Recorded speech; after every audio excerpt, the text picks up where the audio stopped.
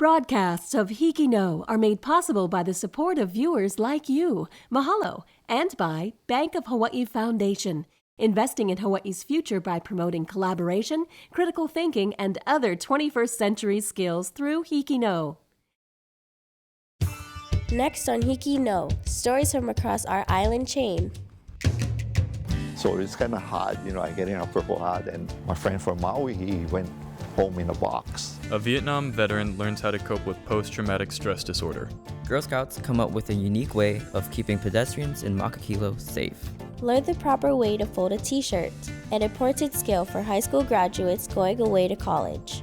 Meet a Konawaena High School graduate who became part of the team that discovered physical proof of Einstein's theory of relativity. Find out how a sausage vendor found success by adding Kaua pork on top of his hot dogs. Follow a filmmaker's 8-year quest to finish her movie about the woman who produced the first Academy Award-winning documentary. And meet a surfer who is always there to lend a helping hand. Stay tuned for these stories and learn about the ethnic diversity of schools featured in tonight's show. All on this episode of HIKI No. Can do.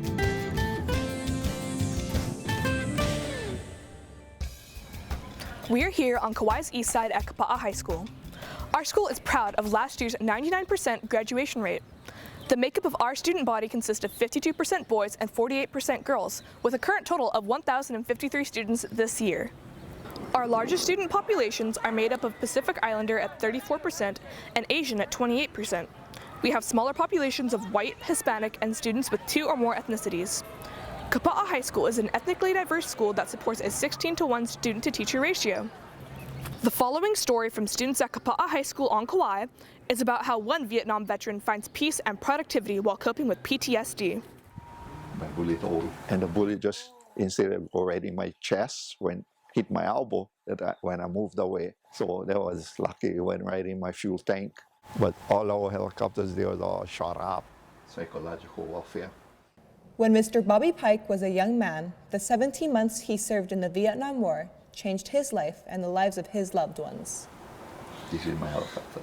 So I didn't know what PTSD meant.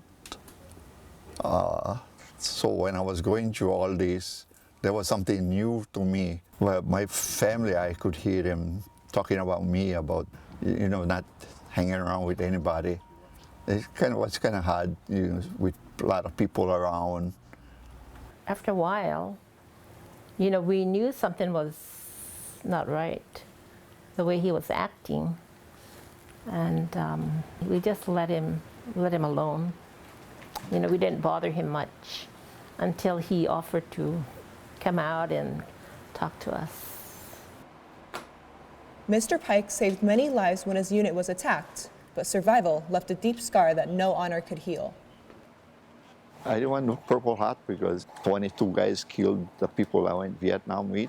And, I stayed with them for like 6 months in that company. So it's kind of hard, I get in a Purple Heart. And my friend from Maui, he went home in a box.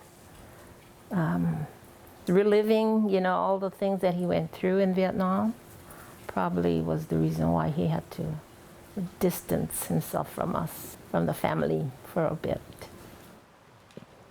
Struggling with the return to normal life, Mr. Paik found different ways to adjust with the support of his family and friends back home on Kauai.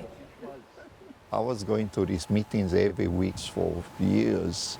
You learn how to cope with these things, first with medication, then I kind of over the medication stuff. So I go to the acupuncture, and they would, when you get paranoid, irritated like that, they can handle that. I have a group of Vietnam vets that I grew up with anyway, and we talk about things that I don't talk to anybody, just between us. He's able to bring out the best in people around him, make everybody feel comfortable, always willing to help. Regaining the ability to open up to others was important, but Mr. Paik also found peace alone under the hood with a wrench in his hand. I keep myself busy working on machines, on cars, old cars and stuff like that. So if not, I get all messed up. So Restoring damaged scraps of metal to their original glory was another form of healing. It's kind of nice. You finish one car, you did it yourself, you know, hardly any help. You paint everything, you fix everything yourself rather than pay somebody to do anything. Mr. Paik still lives with the trauma of what happened decades ago, but It's getting better now. I guess I'm getting used to all this. He served his country well, and he loves his family. So we were just happy that he returned home safely, you know, in one piece. this is Angelina Terrazas from Kapolei High School for HIKI No. HIKI No is on Instagram. For show updates and a peek behind the scenes, follow us on Instagram at HIKI No Can Do. We're here at Kapolei High School on the leeward coast of Oahu. Here at Kapolei High School, we pride ourselves on our diverse student population. This inclusive environment is illustrated by our clubs such as Philam, Sakutakai, and our award-winning Poly Club, which seek to celebrate our different cultures and share them with each other. From the Hawaiian homestead residents to our military dependents, Kapolei is a welcoming campus for people from all over the island and all over the world.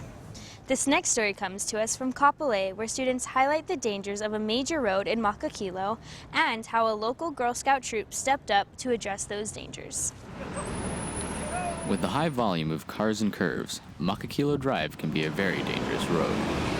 Crosswalks like this one can be especially dangerous because it is frequented by children and families heading to the Makakilo Rec Center. I've been here for about 10 years, and cars are always speeding by. They're going down really fast. There's no stoplight, there's no crosswalk, light up flashing sign either. So, this road is really dangerous. Fortunately for these residents, a group of tiny heroes emerged to do their part in making the streets safer. Oh, okay. Sorry. With a heart for their community, these girls decided to help residents cross the street more safely by adding these small orange flags meant to signal drivers to stop for pedestrians wishing to cross. There's a sign on there. We tape some signs on there. They just take one flag from one side, hold it up, walk across the street, and put it in the canister on the other side for the next person to use. The flags work by making pedestrians, especially smaller ones, more visible to oncoming traffic. I think traffic safety is so important because so many cars go so fast right there, and I like to help the community, and I don't want some of the people in our community to get killed or to get seriously injured. Troop number 769 has a history of helping groups around West Oahu in other ways. We helped the veterans with giving breakfast to them and helped make that. And we also played games with them, and we did that a few times. We painted a picnic bench and a green bench for our school. When the girls saw the dangers families encountered while crossing the road, they decided this would be their next project. And residents are already feeling relieved. I'm really glad that the Girl Scouts have done something for us, the signs to walk across. I think it's going to help out a lot and ease a lot of parents' minds. When we see someone use it, we're excited, that someone's utilizing it.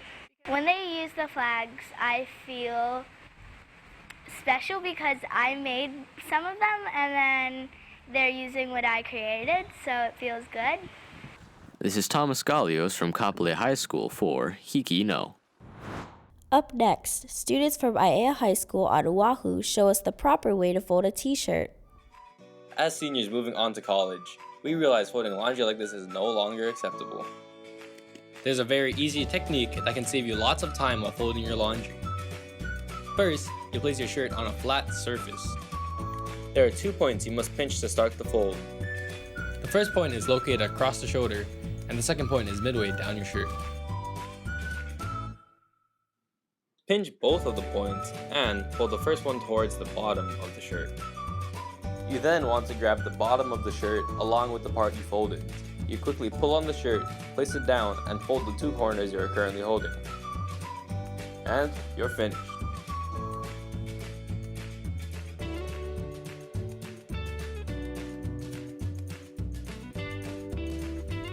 This is Gio Axon and Tristan Canberra from Aiea High School, reporting for HIKI No.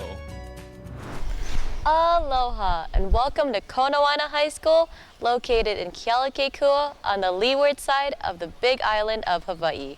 Our school is made up of a diverse mix of students from a wide variety of ethnic backgrounds. For example, my group of friends all come from different cultures: Japanese, Norwegian Hawaiian, Guatemalan, Hawaiian, and German, and I'm Filipino. Also, our school has a large and growing population of Hispanic and Marshallese students. We also have exchange students from countries such as France, Ukraine, and Jordan. I enjoy going to a school with a diverse population because I get to learn about the different cultures. The following story from students at Konawaena High School on Hawaii Island is about a physicist from Hawaii who is exploring the depths of our universe. Yeah, but no, I would say a nerd is a good thing. A nerd means you're really good at focusing and you've found something that you love doing and put a lot of time and effort into it. As a self-proclaimed nerd, Konawaena High School graduate Dr. Greg Ogan visited his former high school, sharing with students his research in gravitational waves. An assistant professor at Whitman College in Walla Walla, Washington, he was also part of the LIGO project. Greg was always a quiet guy. He was never one to seek out validation.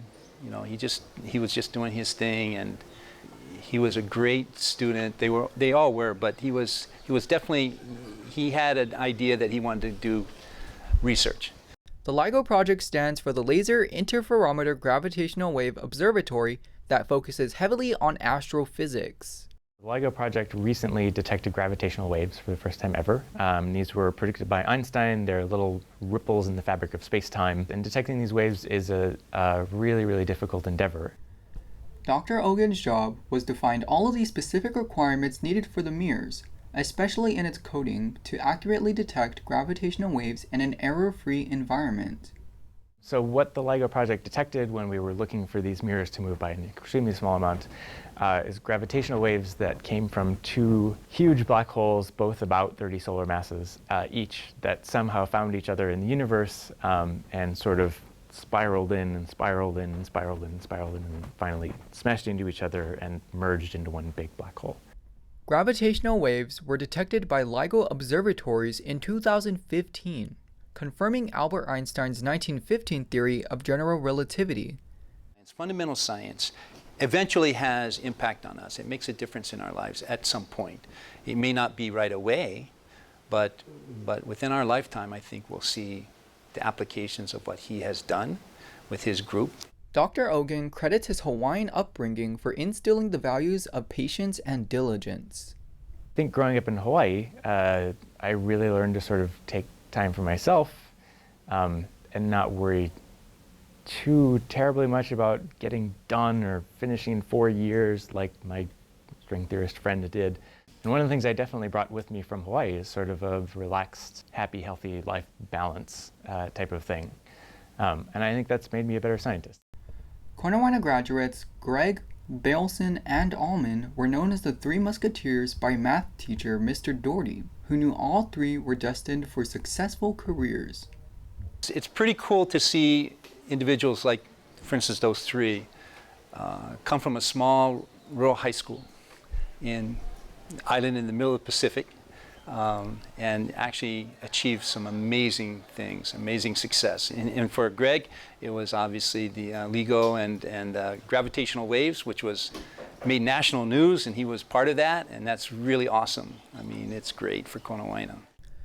The research of Dr. Ogan proves graduates from Hawaii can not only reach for the stars, but understand them too.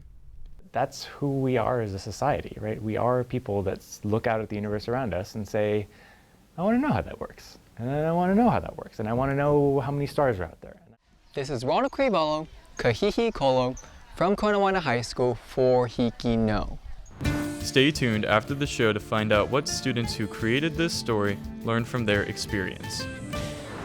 The following story by students from Waimea High School on Kauai features a food truck vendor who added a Hawaiian twist to the classic American hot dog.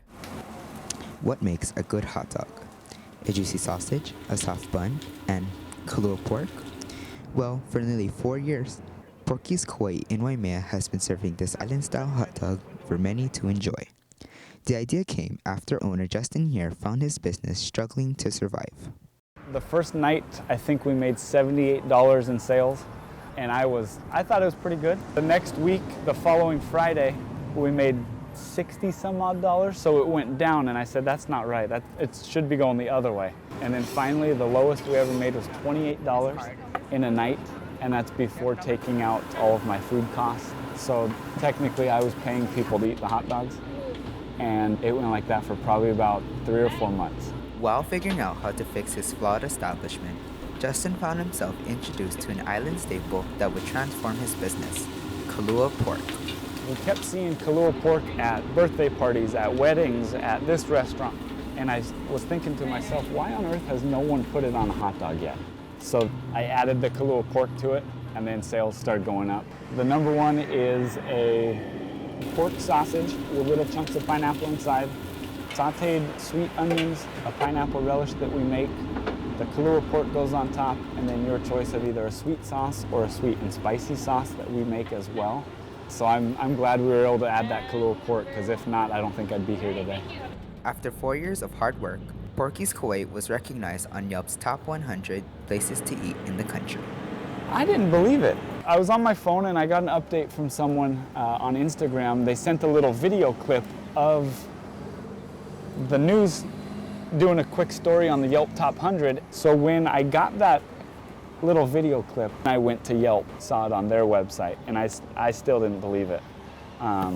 Because for me, again, I didn't do any official training. It's just, I think, like I said earlier, I think I just was at the right place at the right time and had an okay idea, and it's worked out for us. Justin's 3 creations are enjoyed by many visitors and locals. I love hot dogs, and the sausage pork, the Kaua pork on top, that's what does it. With only 1 location in the heart of Waimea, Justin hopes to expand his business.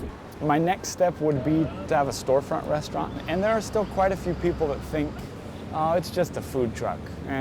We'll go somewhere else, somewhere more established. So I'm hoping that we can eventually get a storefront, and then eventually I'd like to have a restaurant on Oahu, one on Maui, and then eventually start spreading back to the mainland.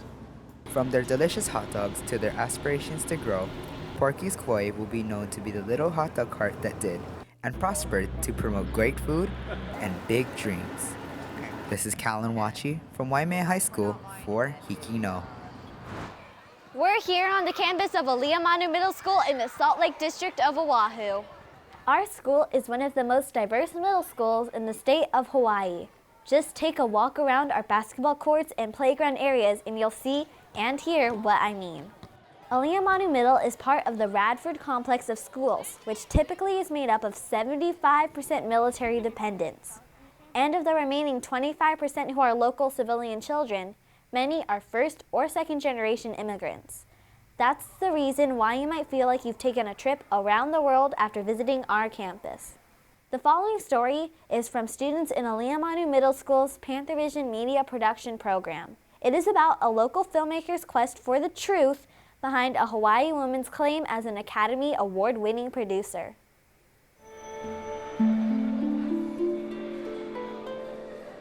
What drives a person to start an 8-year-long quest? Local filmmaker Robin Lung shared her experience at a screening of her documentary, Finding Kukan, at the Pacific Aviation Museum on Ford Island. Well, my biggest motivation was to profile a woman from Hawaii who was like myself, a Chinese-American woman, who was inspirational. And at first I couldn't think of anyone, and that was really disturbing. And when I discovered this amazing character named Li Lengai, I thought, well, why didn't I know about her when I grew up? And the rest of the world should know about her. Ms. Li Lengai produced the 1941 film Kukan, which documents China's resistance against Japan during World War II.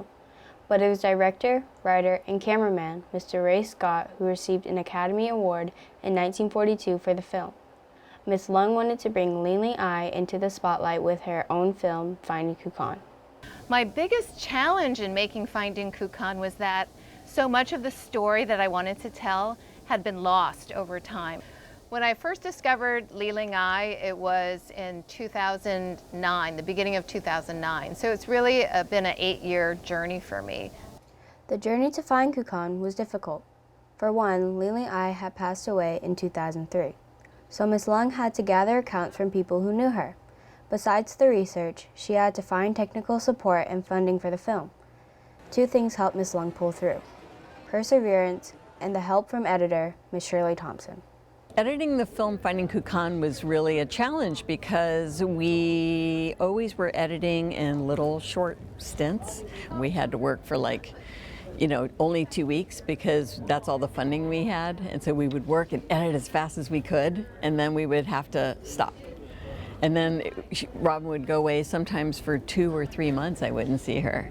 And then she would come back with another pile of money, and we would have to edit again. So every time I would start up again, I would have to remember, it's like, what were we doing the last time we were working on this? Despite the challenges, they refused to give up. In 2016, Finding Kukan premiered at the Hawaii International Film Festival. Ms. Lung's dream could finally be shared with the world. It's been a long process, 8 years, and now after finishing the film, now she's starting to promote it. She's still going to film festivals. So I'm very proud of her. I think it's great.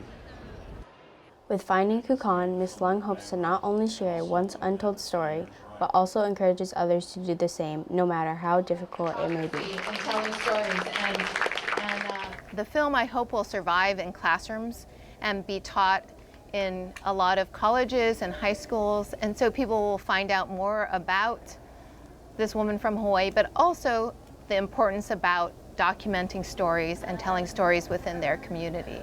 So I hope in 10 years' time it's still being shown in classrooms and inspiring students to tell their own stories. This is Jasmine Palmixai from Aliamanu Middle School for HIKI No. Aloha and welcome to Honolulu High School, home of the Na Menehune, located in the Salt Lake area of Honolulu on the island of Oahu.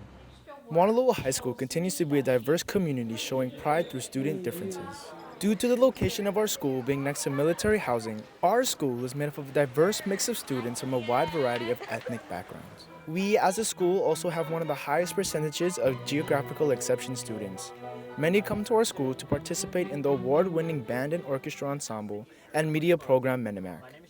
HIKI No students in our media class produced the following story about one man's love for surfing and how it led to creating a community of helpers. When I catch a wave, it's like a drawing. You draw it up. If you succeed and the drawing came to as you planned it, yeah, you feel really lifted. And you know that he loves surfing. It's obvious. You come up to him, right when he paddles in the water, you can just feel that. You know, when you first start surfing, it's all for yourself, catching the waves. But now it's better to give that wave away. It makes me feel happy and kind of like the job done, you know. In Waikiki, first-time visitors and locals look to Perry Fernandez, better known as Mooch, for their surfing needs. He does board rentals, he fixes boards. So people are always giving him supplies to fix boards. Trust me, you can come down here in your free time, you will see him with his rake and his dustpan, doing what he do, just every day. It gives me longevity on this earth, you know, by helping. I try to take every opportunity that I can to help.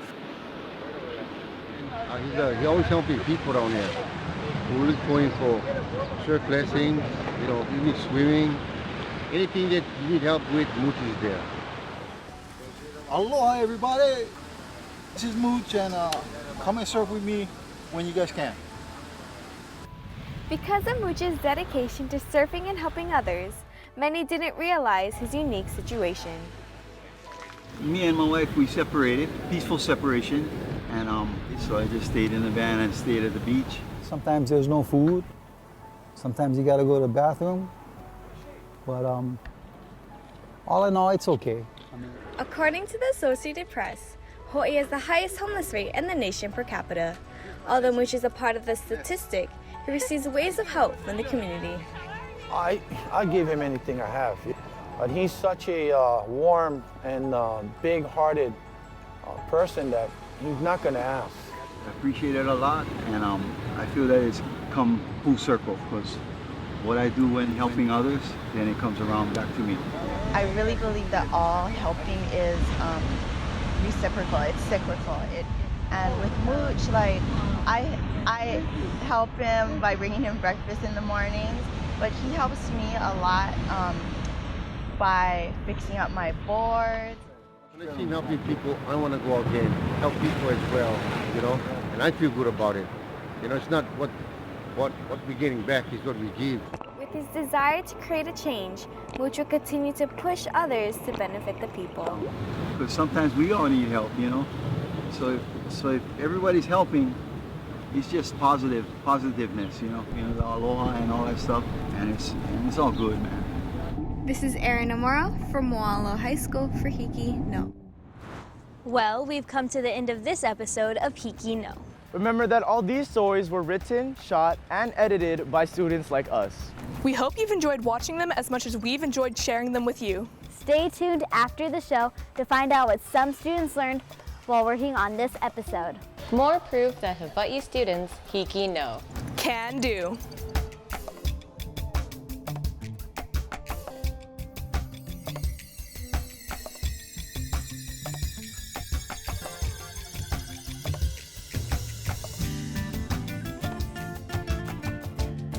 Stick around after the credits to find out what students from Konawaena High School on Hawaii Island learned from their HIKI No experience.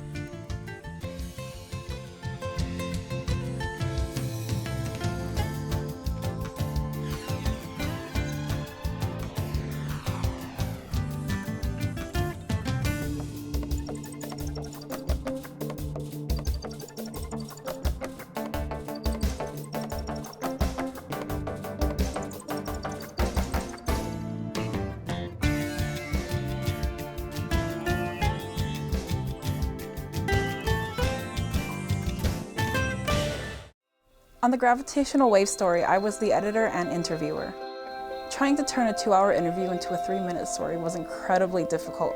We ended up having to rebuild the story multiple times. The story completely changed from last year when Keisha was working on it because it was more of a scientific point of view, and then when Hannah got the video this school year, it completely changed into like a different perspective.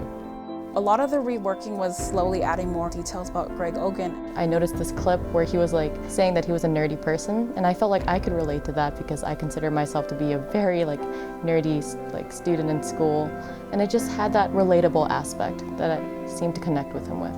If you're able to connect with that person or the subject in the story, it just keeps the audience interested, or it can evoke emotion. So the changes that we had gone throughout the school year and this year, I think it was for better because the story evolved and it changed into a way that others would be able to be inspired by it.